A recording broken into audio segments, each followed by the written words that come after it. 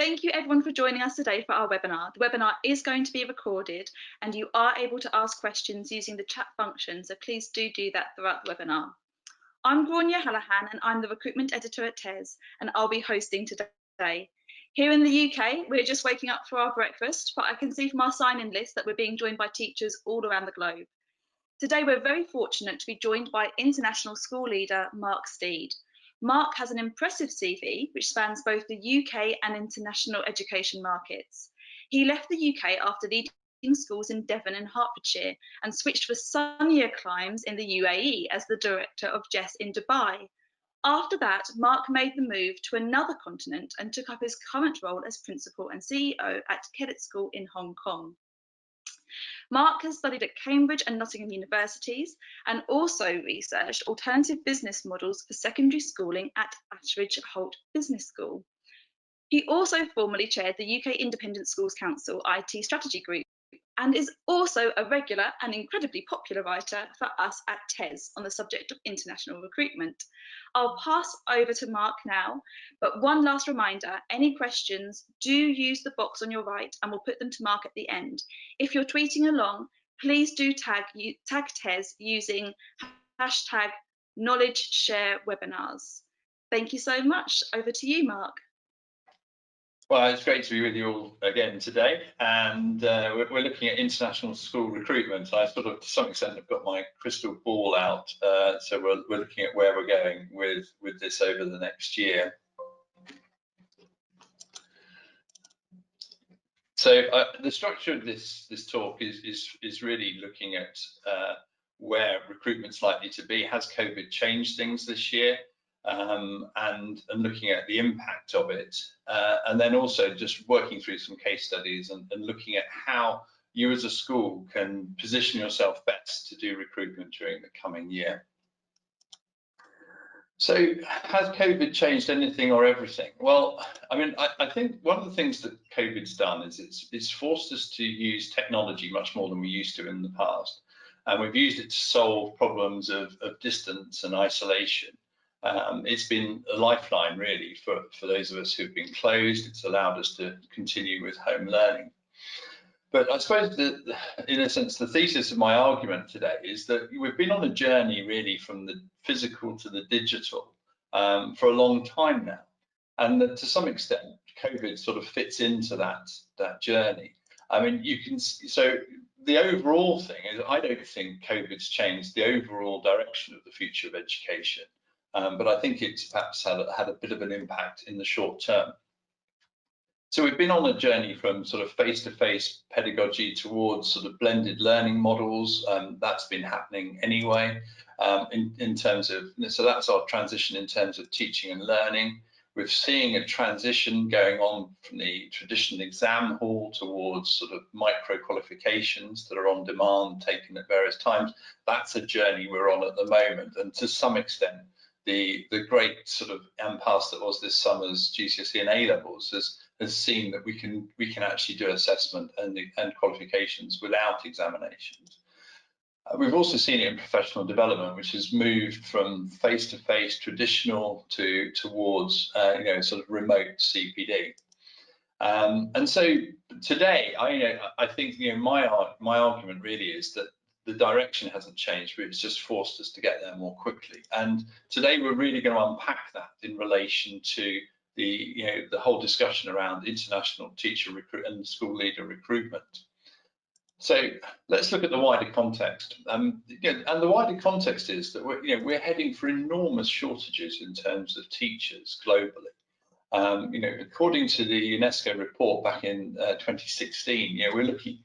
The world needs 68.8 million more teachers by 2030, which is an enormous number.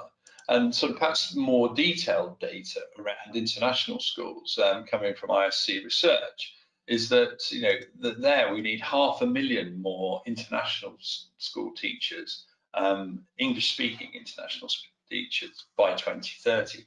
And that's a vast thing, and that hasn't changed. We also know that we're short of specialists. The research around physics teachers in the UK suggesting how few classes are actually taught by people who are actually physics graduates. And one other phenomenon I think that we've been looking at is because of this sort of shortage and scrap, the whole international recruitment round is getting earlier every year, and I think that's going to continue this year. So how has COVID changed things? Well, I mean, obviously in international schools, we're used to doing video interviews. They're very much bread and butter of part of our process. But in many cases this year, they've become our only way of doing interviews. I mean, I think we did most of our sixth form secondary school recruitment without doing any face-to-face interviews. We had to do rounds of sort of Skype or Zoom interviews in order to sort of fill the seats. And I think one of the things people need to do is spend some time on is to actually look at, if that's going to be the phenomenon within, international education, people need to upskill. Now, we've done that in terms of our classroom technique, but I think people do need to work at how they do video conference interviews. People don't put as much effort into those as they do into going to a face-to-face interview. There's not the build-up, there's not the journey, there's not the sitting in the waiting room, with the headmaster's secretary or whatever. Those sorts of moments aren't there to build the tension. In a lot of cases, people sort of come off the back of teaching in the classroom, head into a sort of quiet space and are being interviewed, or they're at home in a domestic situation and they flip next door and are being interviewed for a job. I put some tips together in an article I wrote earlier in the year, and I think some of those really unpack some of the problems, the fact that people don't prepare properly for interviews. The other thing is that we've seen this year that international, recruitment fairs, have actually had to move online and become virtual. I mean, Tes actually managed to get their international jobs fair in this year under the wire, but most of the face-to-face ones got cancelled. And what came instead was there was pop-up virtual recruitment fairs, and I think they're going to become more common going forward. And I think schools are asking themselves around a whole range of things about costs. We're heading for a couple of years of really tight financial budgets in schools. The world economy is in a really quite a difficult place, and cost cutting is going to be one of the things people look at. So we've got this tension here between sort of investing in recruitment, but also how can we do it in the most best value way. And I think the costs of flying and accommodation and the social costs of being out of school and school leaders being out of school doing recruitment and the wear and tear on those school leaders, and also how you could have spent that time and money differently, I think are all going to mitigate towards the fact that we're going to there will be a legacy around how COVID-19 recruitment was done, that people are going to be away fewer times. I mean, I'm the school which historically has set 6 different recruitment trips to the UK, and typically has used 4 of them. So senior team flying to the UK to interview people. That isn't going to happen this year, and in fact, we've budgeted for 2, and I suspect we'll only manage to do 1 at most. So it's a really, I think there'll be some challenges and shifts, particularly driven by finances. So here's some predictions for this year. I mean, the crystal ball comes out. I think that it's going to be a particularly tough year, because I think those who are coming to the end of their contracts are probably going to, a greater number of them are not going to renew. I think COVID has meant that people are sort of missing home. They haven't been near their loved ones. People who live in long distance relationships and perhaps commute and see each other at weekends or at half terms and so on are going to just sort of batten down the hatches and look to go back home. The impact of this won't be seen totally in 1 year, because of course some people are on 2-year contracts, and one of the features of the timing of COVID is a lot of people had probably re-signed around Christmas before this all kicked in. So I think that the impact of this may be seen over the next couple of years, but I think we will see, people who've traditionally been abroad, this will be the sort of catalyst for them to go home. And I think the other side of that coin is I think people are going to sort of be more risk averse about moving abroad, and in a sense be worried about being trapped in a city the other side of the world, away from their loved ones, away from their family, away from weddings, and away from sort of funerals and difficult times, that people will be worried about not going back, not being able to get back for key events in the way that it traditionally international community have been able to do. So I think we're going to see fewer teachers than usual taking the plunge this year. And I think the other side of this, which is sort of, I think we'll also see people who are committed to being in the international community, but they're going to move to sort of trade up in terms of city and lifestyle. So those who are sort of in, if you like, second and third tier cities, which is a term people use of China, but we could use it of all, globally, that who are in sort of the non-world cities are going to move to cities which they don't mind being locked down in, cities that have a bit more life about them. And I think that's going to throw up challenges for schools this year. So I'm going to share a case study that's really quite close to home. So we're actually recruiting for a head teacher. So after 10 years distinguished service, one of my head teachers has decided to call it a day. And we're obviously trying to recruit in quite a difficult context, particularly in Hong Kong, because at the moment we can't have any visas into Hong Kong. We can't get people here for interview. And even if we could get a visa, there's 2 weeks quarantine in place for anybody who comes in.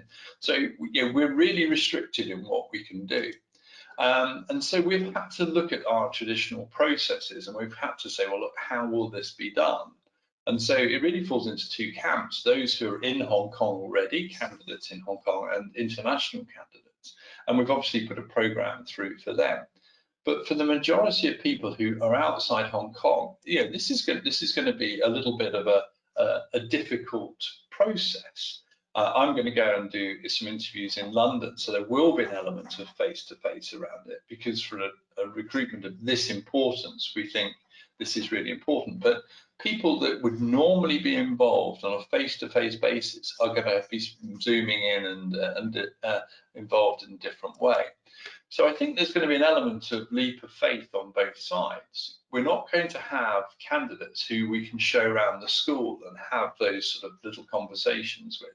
And by the same token, we're not going to have as many people meeting people face to face. It's all going to be done by Zoom.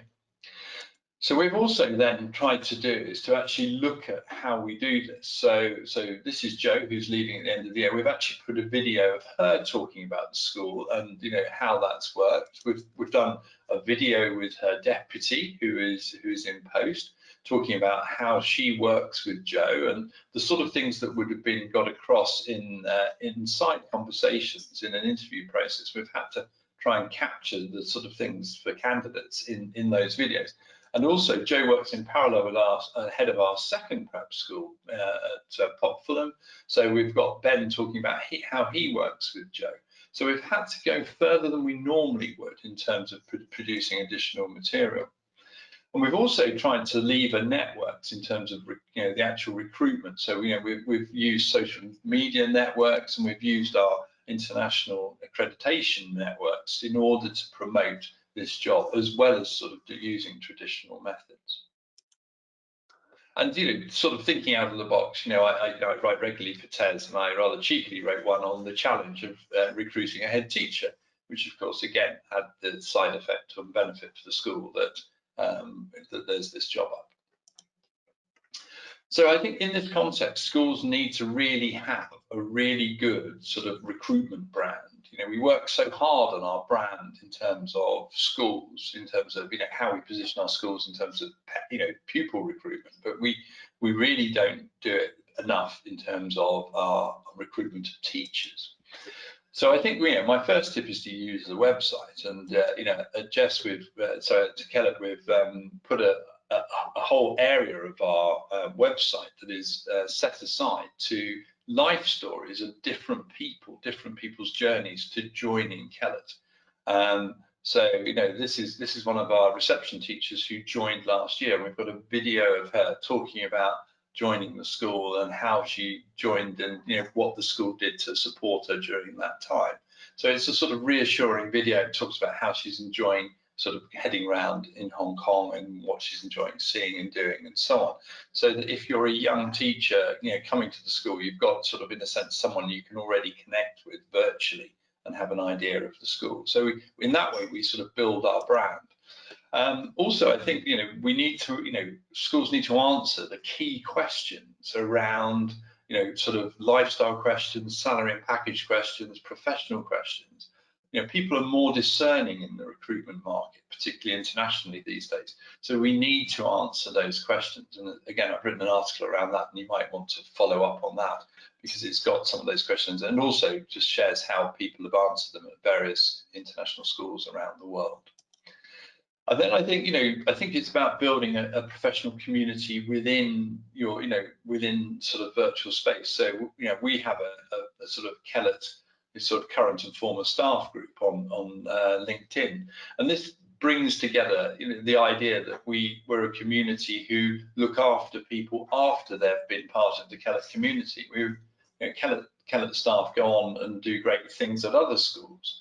They go on to be school leaders and so on, and it's great to have that connection, that network within our own Kellett community, and that's something we're very keen on growing. And then also, I think kite marks are increasingly important for discerning teachers. That good schools are part of good clubs, that have checked that what the school does is of a certain standard, that is up to a certain kite mark. So we're very proud that we're one of the few international members of Headmasters Conference and of the IAPS in the UK. We're a founder member of Fabitia in Asia, and we're in the process at the moment of going through patrons accreditation with COBIS. And those things are really important in terms of saying that Kellett is a really reputable school. And then, one other thing that really mustn't be overlooked is, I think people talk, teachers talk, and if you look after your staff and bring them to the school, and your recruitment processes and the way you look after staff within the community is well thought of, then that will enhance your brand, because everybody knows everything. It's a small world, the international schools community. So having your own staff talking positively about you is a really important part of marketing a school. And I think this is one of my sort of bugbears really. Schools oversell, and certainly some recruitment agencies oversell. This is my collection of photographs used to actually sell locations. And in practice, if you're working in Dubai, you are not going to be living with that view from the Jumeirah Beach Hotel. You're not going to, in very few cases are there big international schools in the iconic centre of the town with phenomenal views. In practice, people live in the suburbs and schools are in the suburbs. So I think it's really important that people are honest about what experience you're going to get. Yes, Jumeirah Beach Hotel or Hong Kong Harbour might be just down the road, and they might be things you experience once a week, but it's not the day-to-day routine. So I think also, we need to look at how we attract talent. And of course, there's the traditional advert. You can't really go through in the international community without advertising in Tes. It's a really, it's the go-to place. So that's a given. There's the job fairs as well. These are really important. But again, they're going to be challenged. Will the Tes International Jobs Fair be able to happen in January? I don't think we know yet. And then, there's obviously agencies as well, and using recruitment agencies to recruit people. And they're becoming more important as the sort of scrap for talent continues. But I think, I would really look at other ways, the DIY advertising through Twitter and through LinkedIn, tapping into your school community. They can use their social media networks in order to, and their networks to advertise the post, and sort of retweet things. It's good to look on LinkedIn. If you're looking for a physics teacher or a head of physics, search for head of physics. International schools head of physics, and you can actually go and just, have you ever thought about, coming to Hong Kong, sort of type conversations.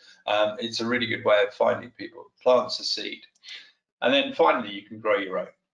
And obviously, the IPGCE route is increasingly becoming a popular route for schools, and moving people, particularly from being teaching assistants to teachers, is, I think, something that's going to become a very important part of schools. So just some final thoughts then, before we sort of hack into some questions. I think that recruitment this year, international recruitment this year, is going to be much harder than we've seen in recent years. And I think schools need to set aside much more time for it, in terms of management time, management resource, perhaps advertising, whatever.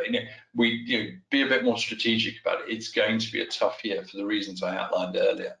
I think it's going to start earlier this year. And I think that, if you just stick to your traditional, we advertise in January, we interview in February, I mean, you may have missed the boat. We'd completed all but one of our secondary school appointments before Christmas this year. And we appointed something like 13 staff to our senior school, 12 out of 13 before Christmas. So it's quite an important period. So things are getting earlier. So be flexible. I think it's going to be more competitive this year. Again, there's going to be a real scrap for talent. So I think you may need to think out of the box in terms of accessing new sources of talent, and I've suggested some ways in which you might do that. That's going to be a really important thing. And then I think finally, I mean, when supply and demand, change, I mean, the net result is that price goes up. So I think if you're trying to attract teachers to sort of second and third tier cities in Asia, particularly in China, then it's going to be difficult. And perhaps the only way you're going to do that is to actually look at the packages. So I think that might be a playoff there between, are people going to take the risk to go to sort of less fashionable places? But there might be the risk reward return there. And they might do better on salaries. So, my final thought is, sort of my mantra of teacher recruitment, which is to put as much effort into your teacher recruitment as you do into your pupil recruitment, and you probably won't go too far wrong.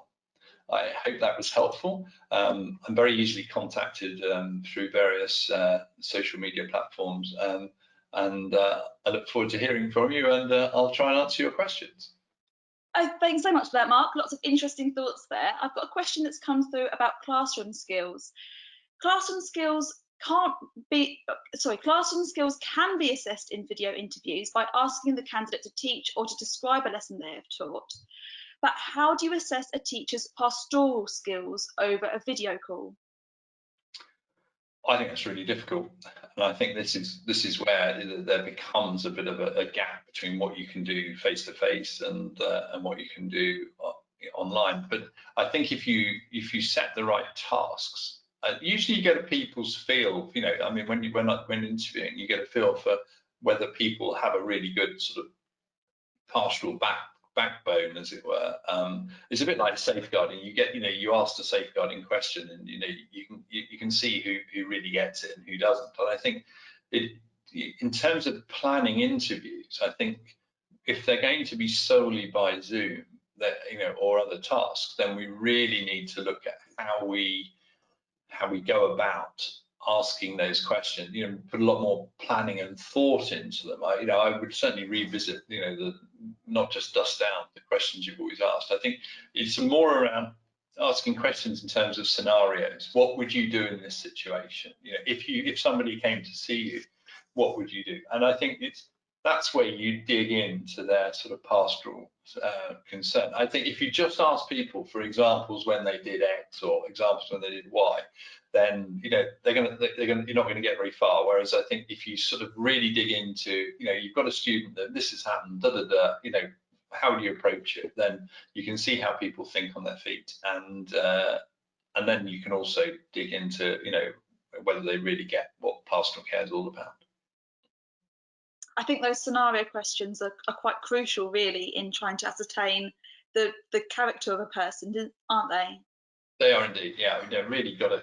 I think the whole thing's moving to sort of making things as much like the job you're going to do. So you've got to look at, yeah, I mean, we're doing this at the moment with the trying to work out what questions and how we're going to go about doing this head teacher interview, and what are the most important skills this person has, and they're going to be the ability to communicate in various situations. So written communication and dealing with difficult parents. I mean, we're thinking, trying to work out whether we could do role playing and actually have somebody being a role play, on our staff being role playing a parent, and dealing, putting a difficult scenario on the table in the way that you would have done at a face-to-face interview with, and we do it on Zoom. I mean, you can sort of pick it up. I mean, I think one of the interesting things about Zoom is you've got recordings as well. So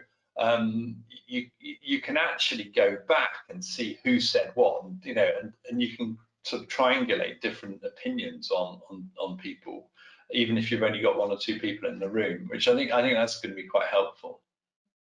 And we have the technology to do this now, so it seems sensible to use it. I've got another question, this time about flights. So if flights are grounded again, would you feel comfortable appointing a head teacher you've not met in person? Well, I suppose that's what you've been discussing now. That is something that are you planning for flights to be grounded? Well, I think there will be people who have applied that we won't be able to have face-to-face. I mean, I'm going back to England. We can hopefully meet some people there, but there are, if people are applying from other parts of the world, yeah, we may have to do it. So the main bit of the process, I think, is to make sure we get the questions right and try and make it as realistic as we possibly can, and it is about putting the right scenarios together, the right tasks, sort of for people to do.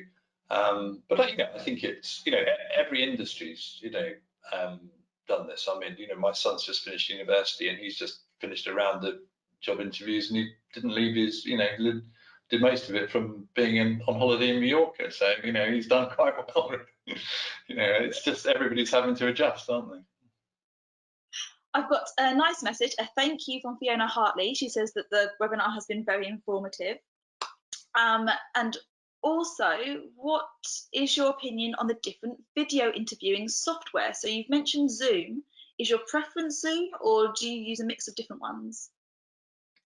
I think I'm coming down to Zoom. I mean, we've got the pro version of Zoom at work, and that's really quite useful because you've got the waiting room facility, which is quite handy, which means you can get everything lined up.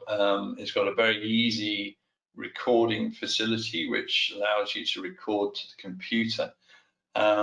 It's also, I mean, in different contexts, we've actually used the record to the cloud option for other things. But it's quite handy to be able to just access those videos very easily. So in that sense, it's there. But I'm not really here to sort of sell a particular platform. I mean, I think that as long as I mean, we're quite fortunate. We've got really good bandwidth in Hong Kong. Obviously, Google's got problems in China, so you can't, any candidate from China, you can't use Google anyway. So I think, I think schools just have to be flexible about it. But the thing I like about Zoom is that you can start the interview when you want to, rather than, because you can let someone into the room. Whereas with Skype, the traditional way we've done it, suddenly you're in and everybody's still adjusting. And it also allows people to set up, because you can set up your video and audio before you're actually on. Whereas in Skype, people, rather irritatingly, haven't set it up beforehand. And I think there's another lesson there. But certainly, I mean, the Skype experience, it is, that if at last, I'm assuming now that people are better with Zoom, that we'll have better interviews, because I won't be looking up people's noses and looking at their ball patches, or their cat won't necessarily be involved in quite the same way as happened last year. But we'll see. I think we've all had to quickly adapt to the new video world, haven't we? Even even my parents seem quite adept at it now, whereas they would never have used video conferencing software before. But it does seem to be much more popular. What are the questions that must be asked by a candidate in an interview, in this interview environment? So what are the questions that must be asked by a candidate in an interview in this environment? What would you say that what are the must questions? Well, I think if you're a candidate applying abroad, if I've understood the question correctly, if you're a candidate applying abroad, you need to be satisfied about those sort of lifestyle questions that I was looking at sort of earlier. And I think you need to know, pull them up. I don't know whether I'm still up on the screen, but I think I want to know that you know what it entails to come and live in Hong Kong. Have you done your research? But by the same token, you need to know what it's like to live in Hong Kong. What sort of food you can get. I mean, there is a fantastic video that's produced by Hailebury Almaty, which is a video which, I mean, I didn't know what Almaty's like, what the supermarkets are like. They've got a fantastic video which basically is, quite reassuring. It's a teacher going around the equivalent of Waitrose, and you can buy your normal food. You can get your usual basket of food. You're not going to be, going off to some wet market and, living off local food. It's going to be familiar. I mean, the one people forget is healthcare. Healthcare is hugely important internationally. What level of healthcare have I got? There's no NHS out here. If you haven't got the insurance cover and you get injured, it can clean you out. So, those sorts of questions are definitely things you need to be looking at. Is there healthcare for your family if you're going out with the family? How much can I save? Is it going to be expensive? We have incredibly high salaries in Hong Kong. We have high living costs, but actually people are incredibly well. My young teachers seem to do pretty well in terms of saving, which is great. But is that the case if you head to other countries? I think those are the bits of research that people need to do. We've got another thank you from Duncan Silcock. He says, "Thank you, Mark. As always, a really valuable and informative session, and thank you, Tes, for hosting this." And then I've got another question about websites. So, is the person who manages your website somebody who is in-house, or is it a cost that you outsource to an agency? And if so, what are the costs? What would you say is a reasonable amount to spend on a website? I have a really good comms team at school. We have a writer, we have a photographer, and we have a sort of somebody who does a lot of the technical video stuff, and we have someone who's overall in charge. So that comms team is responsible for parent comms, which we do a lot of. Also in terms of marketing, but also in terms of sort of these sorts of supporting recruitment as well. So I think it's much better, more agile to have a comms team in-house. Outsourcing it, it's great to have a really good, I mean, there are great companies who build fantastic websites. Interactive schools build fantastic websites, and but you need to be able to manage it. It needs to be a live thing. It can't just be a static. And I think you've got to be responsive, and you've got to be agile and able to do that. Whoever's built, the framework for it, it really needs a team to manage it on a day-to-day basis. And I think that's really important when you just, I mean, I turned around to the team a week or so ago and said, look, I need these videos, and because we're doing this interview, and and they're done, and they're up, and they're on the website, which is great, and that makes all the difference. I've got another question about more online things. So, who in your school has the responsibility to build a professional community on LinkedIn? So do you task a member of staff to build up your school's LinkedIn presence, or is it something that you leave your teachers to do individually, and does this help with recruiting? We initially set the pages up. The comms team, I got the comms team to set the pages up for that, but they're pretty easy to do in terms of setting up a LinkedIn group, and then it's a case of advertising it internally and really encouraging people to do this. I mean, we do this routinely with students, don't we? We say, look, this is your professional, this is your network. It will be your network when you leave university. Start it now. Get the LinkedIn thing going. So all our upper sixth formers, have a LinkedIn profile. During their time at school, we help them sort of capture it and sort of talk about how that works differently as a social media platform to the other platforms that are on, like Instagram or whatever. So I suppose the parallel is, I think the debates that take place on Twitter and the debates that take place on LinkedIn are really good. And personally, I try and take a lead on that in terms of being very active on Twitter and active on publishing stuff on LinkedIn, and I think that then sort of becomes people, that models it for people, if you like. And I mean that is part of being a school leader these days, is being the cheerleader for your school. But it's great when you get colleagues who are on their way up, sort of getting involved and writing articles and getting involved in the debates and sort of putting out articles that are useful for their colleagues to see, and it's nice to do that, and the LinkedIn group is a way of doing that.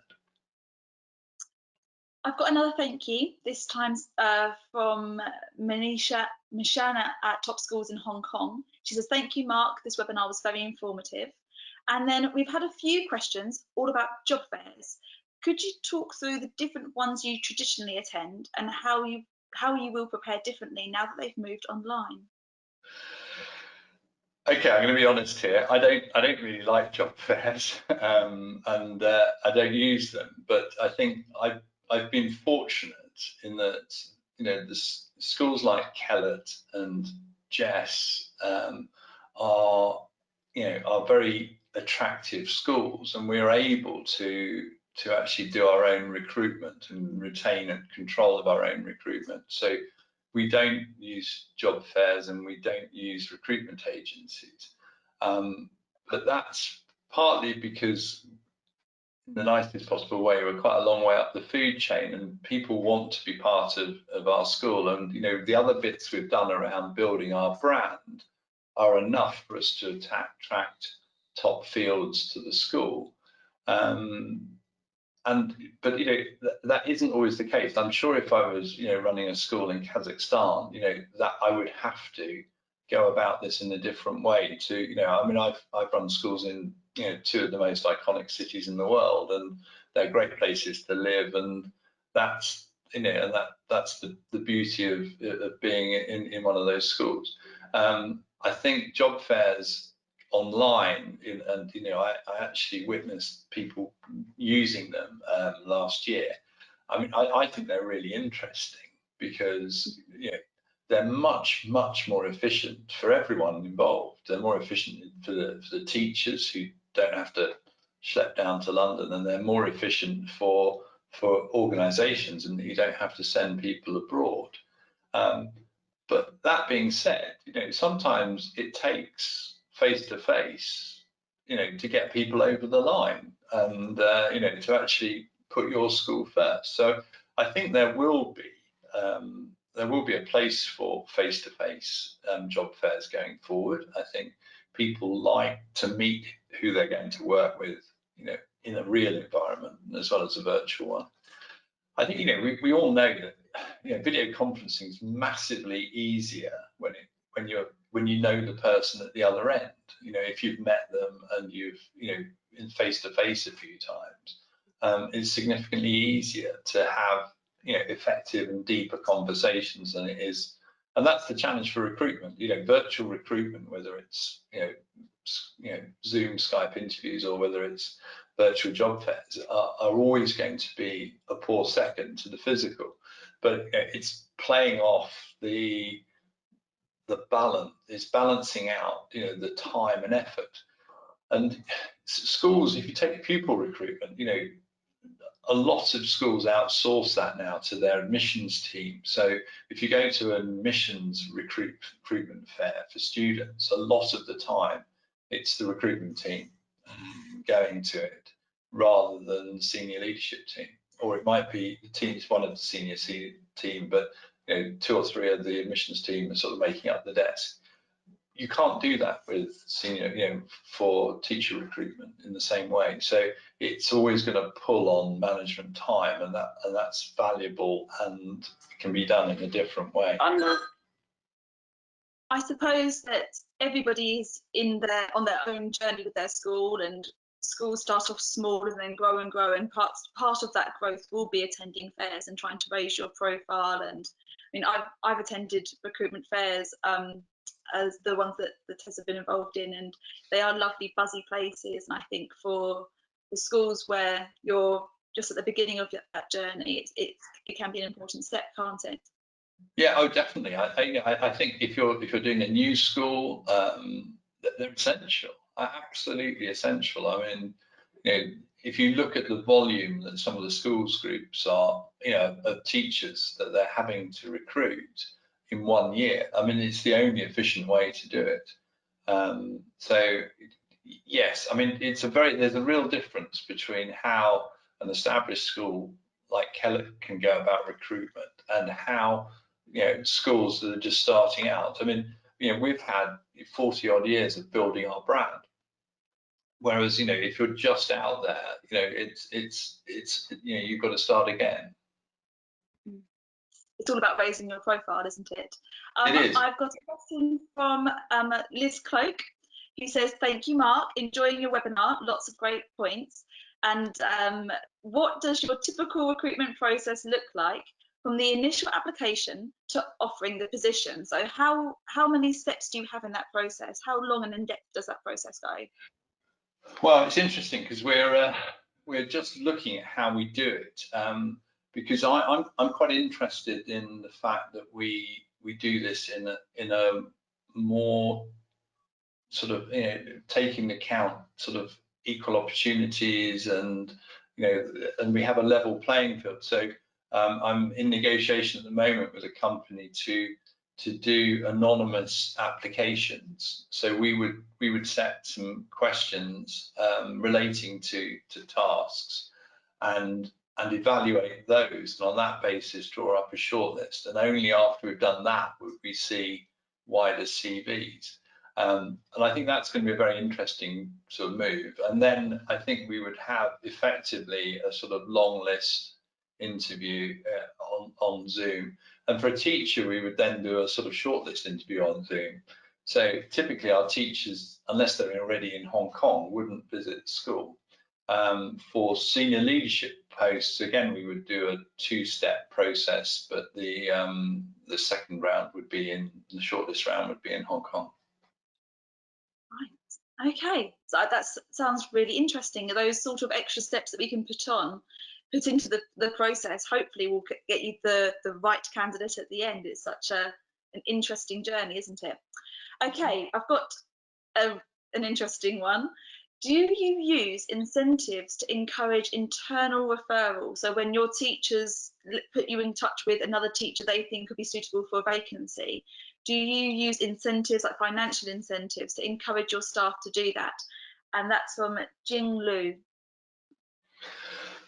No, I don't, but I know schools do. And I would hope that my staff would speak well of working at Kellett, and that would just come out in in the ether anyway, in terms of what it's like. And I hope they would have a word with me if there were things that were wrong. And we've certainly got an internal staff consultative group who are able to feed back on those sorts of things. But I can see the advantage of it. But I think, and we do have people who end up being friends of people who have applied. I mean, this year actually we've ended up with 2 people working for us, and we found out when we were doing the induction that previously they'd lived together. They'd actually worked very closely together before, and we hadn't picked that up in the process, that they were good friends, but independently of each other, they both got jobs in the school. And that's great. No, we don't actually incentivize them. But you're giving my staff ideas now, and I'm going to the next staff consultative group, I can tell. It's a funny one, isn't it? But I do think it's a little bit like football players. Like when people play well together in a team, that's sort of following each other around, and there's something that comes over time within teaching about being in a well-managed team together, and you like working with certain people. It's interesting. I'm so sorry we've not had time to answer all the questions today. We've got a question that's a bit more light-hearted. Somebody would like to know, have you had any recruitment mishaps when doing things remotely? Oh God, not so much mishaps. I think I mean more at the other end, to be honest. It's and then they fall into that sort of really did you mean to do that sort of type thing. I mean some of the Zoom disasters that you sort of encounter in front of you. It's when you're looking at somebody's sort of underwear on a laundry while behind them in their background and those sorts of things. You think, well, really, you're not doing that. But no, not quite that way. I mean, I think eventually we get to the right people. So I hope we don't have too many mishaps. But I think a lot of people are having to get used to doing Zoom interviews. And as I say, I hope this year will be a little bit better. And I hope I'm not looking at people's noses this year quite as much as I did last. Well, that's a good hope to go into the new academic year with. So let's finish there. Thank you so much, Mark. It's been a wonderful listening to all your ideas and sharing your expertise. Thank you so much. It's been a great pleasure. Thank you.